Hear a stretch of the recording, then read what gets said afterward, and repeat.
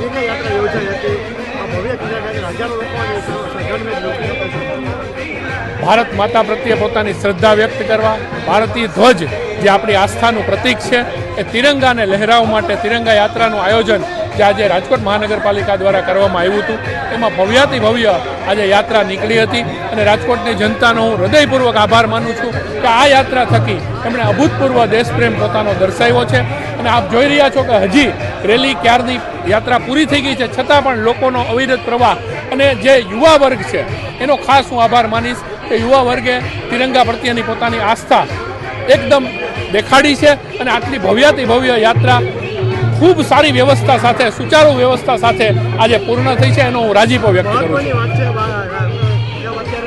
વિદ્યાર્થીઓને લોકો જોડાયા છે માધવભાઈ, પણ મોટા નેતા કે નથી દેખાણા, સાંસદ નથી દેખાણા, પ્રભારી નથી જોવા મળ્યા. હું આપની સાથે આ બાબત એટલું જ કહેવા માંગીશ કે રાજકોટ મહાનગરપાલિકાના મેયરશ્રી, રાજકોટના 5 પદાધિકારી, આપણા 4 ધારાસભ્ય, સંગઠનમાં પ્રમુખ, મહામંત્રીઓ, સંગઠનની આખી ટીમ અને તમામ આગેવાનો, પૂર્વ આગેવાનો બધા જ લોકો આ યાત્રામાં જોડાયેલા છે.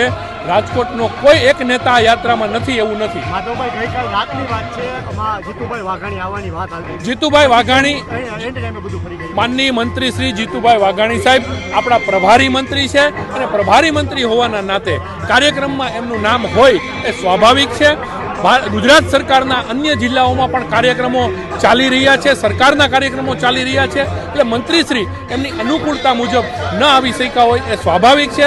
પરંતુ રાજકોટના તમામ નેતાઓ હાજર છે અને ખૂબ આનંદપૂર્વક અને ખૂબ સુચારુ વ્યવસ્થા સાથે અને રાષ્ટ્રપ્રેમ દર્શાવતી આ તિરંગા યાત્રા સફળ નીવડી છે, એનો ખૂબ રાજીપો છે. રાજકોટની જનતાનો આભાર. વંદે માતરમ. રાજકોટ મહાનગરપાલિકા દ્વારા સતત 5મા વર્ષે દેશના સન્માનીય વડાપ્રધાન મોદી સાહેબની હાકલ પછી તિરંગા યાત્રાનું સફળતાપૂર્વક આયોજન કરવામાં આવ્યું છે. નાનામાં નાની વસ્તુથી લઈ અને ખૂબ માઇક્રો પ્લાનિંગ આના માટે સૌ સાથીઓ દ્વારા કરવામાં આવ્યું હતું. આપ જોશો કે સંપૂર્ણ દેશભક્તિના માહોલ સાથે રસ્તા ઉપર ક્યાંય કચરો પણ ન થાય એની પણ તકેદારી અને વ્યવસ્થા કરવામાં આવી હતી. સારી રીતે સૌ શહેરીજનો યાત્રાને માણી શકે એ માટે અલગ અલગ ટોટલ 1.5 કિલોમીટરના વિસ્તારમાં 9 જેટલા સાંસ્કૃતિક પ્રોગ્રામો આપતા અલગ અલગ સંસ્થાઓના સ્ટેજ કરવામાં આવ્યા હતા. અલગ અલગ સંસ્થાઓ સર્વધર્મની ભાવના સાથે વોરા સમાજ, મુસ્લિમ સમાજનું બેન્ડ અને પોલીસ બેન્ડ, આના માટે એક ભવ્ય યાદગાર પ્રસંગ 13મી ઓગસ્ટની તિરંગા યાત્રા આજે રાજકોટવાસીઓ માટે બની ગઈ છે. સૌ સંમિલિત થનાર દેશપ્રેમી શહેરીજનોને અને સૌ સાથીઓનો ખૂબ ખૂબ આભાર, ધન્યવાદ. વંદે માતરમ. ભારત માતા કી જય. દયાલભાઈ, ખાસ તો કે મંત્રીઓ ઉપસ્થિત નથી રહ્યા, શું કારણ? એટલે મંત્રીઓ ઉપસ્થિત રહે ન રહે પોતપોતાની એમની વ્યક્તિગત વ્યસ્તતા ઉપર હોય છે.